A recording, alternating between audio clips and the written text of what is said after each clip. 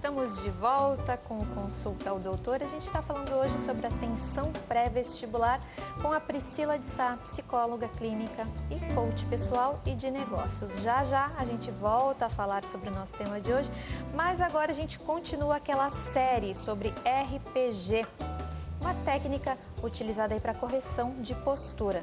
Reeducação postural global, é o que significa a sigla RPG. E ontem você já acompanhou aqui o início dessa série com algumas dicas de como cuidar da postura no dia a dia, em casa, lavando a louça, lavando a roupa, enfim, nos afazeres domésticos, como abaixar corretamente, tudo isso a gente acompanhou hoje. E a gente vai ver, ontem a gente acompanhou isso, hoje a gente vai ver muito mais dicas com uma fisioterapeuta, como varrer a casa, enfim, tem muito mais dicas de como cuidar da postura no dia a dia, porque a gente sabe que a má postura é que causa muitas vezes dores, enfim, a gente sabe que a dor na coluna, a dor nas costas é um problema muito comum, atinge muita gente, a gente sabe aí mais ou menos cerca de 80% da população tem dor nas costas, então tem que ficar atento, tem que cuidar da postura, vamos ver. Varrer e aspirar a casa não é nada agradável e pode ferir muito a sua coluna. A fisioterapeuta Vanusa Barbosa ensina qual a posição correta de usar cada um deles. Tem alguns modelos de aspirador que você até consegue aumentar, né, prolongar. O ideal é você prolongar, né? E aí usar o mesmo recurso de separar as pernas e usar os joelhos, né? Quando for aspirar, usa os joelhos ou então usa apoios, né? Então tem mesa, tem móveis próximo. Então se for um aspirador, eu apoio aqui e divido a carga da coluna com as pernas e o móvel. Falamos do aspirador e a vassoura. Então, um problema que a gente tem é que os cabos de vassoura, eles têm um tamanho padrão. Não existem cabos de vários tamanhos para você adequar à sua altura, né?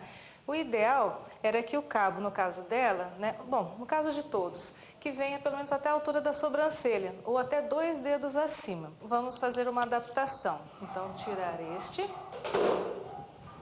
normalmente é de rosquear, né? E vamos adaptar a vassoura a ele. Aí... É usado muito para pintar a casa, né? Para pintar a casa, isso. Aí está, né, mais ou menos a altura, travamos. Isso, e agora ela pode varrer sem ter que abaixar. Ao invés de usar movimentos do braço, usa o corpo todo. Vá junto, como se você estivesse dançando, né? Vai levando junto. Cansou? A mesma coisa. Mudar a posição. No caso das pás, né, que são de cabo pequeno, né? Você tem aqui a vassoura, vamos supor que está aqui o lixo, né? Então eu vou me ajoelhar, né? E trabalho aqui, ou apoio em mim e faço isso aqui, né? Mas para usar, né, usar o apoio das pernas. E como usar o ferro corretamente quando não há tábua de passar? Então ficar mais próxima da altura da mesa, então separar de novo as pernas, mais ainda, aí o quanto for necessário. É um bom trabalho de coxa, né? Fortalece os glúteos e você ficando mais baixa, né? E cotovelo, né, mais relaxado, né, procurar não passar muito longe, porque isso força muito, acaba dando dores. Uma outra opção são aqueles bancos de madeira alto ou banquetas altas, onde você pode também sentar para passar, né? Não precisa ser só em pé, né? Então você tem essa alternativa. E novamente dividir o trabalho. Passou algumas peças, deixa ali, vai dobrar, né? Separa outras, volta, né? Se movimentar, né? Não ficar sempre no mesmo trabalho por mais de 40, 50 minutos. E tem mais dicas amanhã de como ter uma postura mais correta no computador com dicas de RPG. Tá certo, a gente volta agora a falar sobre atenção pré-vestibular com a Priscila de Sá, psicóloga clínica e coach pessoal e de negócios. Priscila, a gente estava vendo aí a matéria sobre postura. Na hora de estudar também precisa ter boa postura, né? Verdade. A gente vê aluno, criança, jovens sentado de cada jeito que nem acredita, né? Às vezes com um caderno de cabeça para baixo, escrevendo assim, isso prejudica muito, porque no meio do dia você já está estafado, já não consegue render, não consegue render mais, pronto. Perdeu tempo precioso que você poderia estar dando aquela repassada ou até mesmo se divertindo, fazendo qualquer outra coisa. Então, a má postura vai influenciar aí negativamente no resultado aí do estudo, né? Procure ter uma postura não só para estudar, mas também na hora de fazer a prova.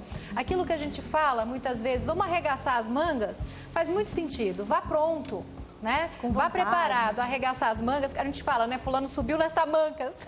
Então, é mais ou menos isso. Quando a gente fala uma pessoa subiu nas tamancas, quer dizer que ela estava se preparando para brigar, ela ficou brava mesmo, né? Quando a mãe põe a mão na cintura, o filho já sabe que, epa, vem bronca por aí, já sai correndo. Tem que ir assim, tem que ir pronto. Exatamente. Então, é sempre bom que você perceba exatamente o que a sua postura revela a seu respeito. Se você está andando cabisbaixo, com os ombros caídos, enfrenta a situação com mais altivez. Às vezes, numa entrevista de emprego, as pessoas observam se você é autoconfiante ou não, se você é otimista ou não, ou se você é pessimista, vê tudo pelo lado ruim, se você é um reclamão. Ninguém gosta de ter gente assim por perto, atenção. Bom, a gente tem um e-mail agora da Delma de Rondonópolis, Mato Grosso. Ela está fazendo pré-vestibular e olha só, ela está com dificuldade, olha como ela escreve. Tenho dificuldade em todas as matérias, tenho muita vontade de estudar, mas quando eu começo a estudar me dá um desânimo. Me ajuda, por favor. Thelma, desânimo faz parte. Eu acho que primeiro você precisa se motivar mais. Você disse que tem muita vontade de estudar, que tem dificuldade em todas as matérias. A dificuldade pode existir, mas pense qual é o tamanho do seu sonho. Será que é só uma prova? Tente contextualizar essa prova num projeto de vida maior, na sua carreira, na sua vida pessoal. Qual é a importância dela? Será que essa prova vai determinar toda a diferença da sua vida daqui 10, 15 anos? Pode ser que você esteja precisando de um pouquinho mais de estímulo, talvez você esteja precisando sonhar um pouquinho mais com a sua carreira, com a sua profissão. Não pense só na prova como um passaporte para a universidade, para a faculdade, para conhecer gente nova, professores novos, para estudar só aquilo que você goste. Pensa nessa prova como um passo muito importante no seu futuro. Então, primeiro, tente se motivar mais. Pense numa recompensa futura, em algo que você vai fazer, um prêmio que você vai gostar de receber, um reconhecimento público. Isso pode te motivar e te ajudar a ter força para superar aqueles primeiros momentos chatos de começar, né, a ver ou rever uma matéria difícil. Segundo, uma coisa que também pode te ajudar bastante é dividir em blocos. O nosso cérebro retém cerca de 5 a 7 blocos de informação por vez. O que significa isso? 5 ou 7 conceitos, 5 ou 7 definições operacionais, 5 ou 7 enunciados, 5 ou 7 fórmulas. Então, imagine assim, se você estiver passando desse ponto, dá uma paradinha, dá uma voltinha, vai tomar uma água, escuta uma música, mexe um pouco o corpo, faz um alongamento rápido e volta. Então, divida. É difícil comer um boi inteiro? É muito difícil, mas é mais fácil você comer um boi se você dividi-lo em vários bifinhos.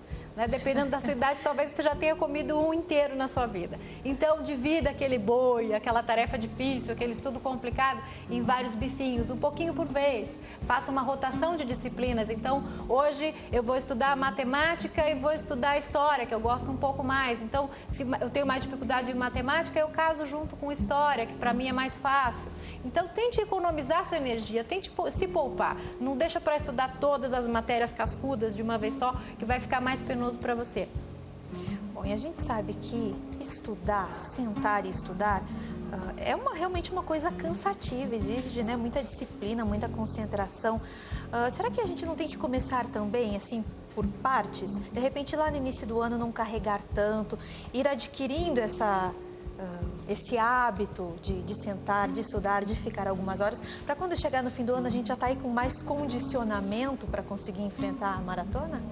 Condicionamento, preparo e também energia acumulada, né? E conhecimento. Então, a gente tem uma tendência a querer deixar tudo para a última hora.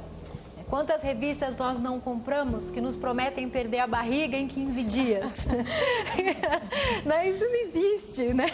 Quantos folhetos nós não recebemos na rua que prometem trazer a pessoa amada de volta em 5 dias? Isso, né?